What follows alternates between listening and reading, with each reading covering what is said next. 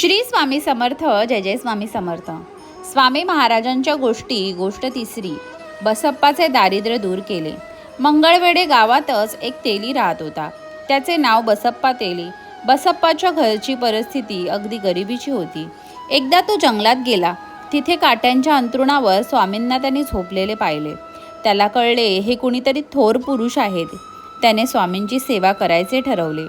तो जंगलात राहू लागला. स्वामींची सेवा करू लागला. त्याच्या सेवेने स्वामी प्रसन्न झाले. एके दिवशी स्वामी उठले. काटवण नावाचे गाव होते. त्या गावच्या जवळच्या जंगलात गेले. बसप्पाही त्यांच्याबरोबर गेला. स्वामी पुढे, बसप्पा मागे असे ते चालू लागले.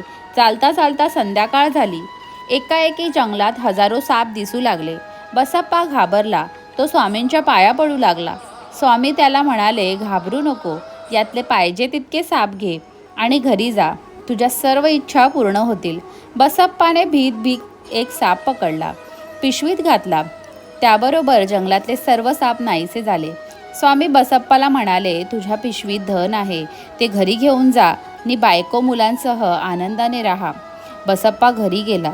भीत पिशवी उघडली. पाहतो तर काय, त्यात सोन्याचा साप होता. बसप्पाला आणि त्याच्या बायकोला फार आनंद झाला. स्वामी कृपेने बसप्पाचे दारिद्र्य कायमचे दूर झाले आणि सुखाने संसार करू लागला.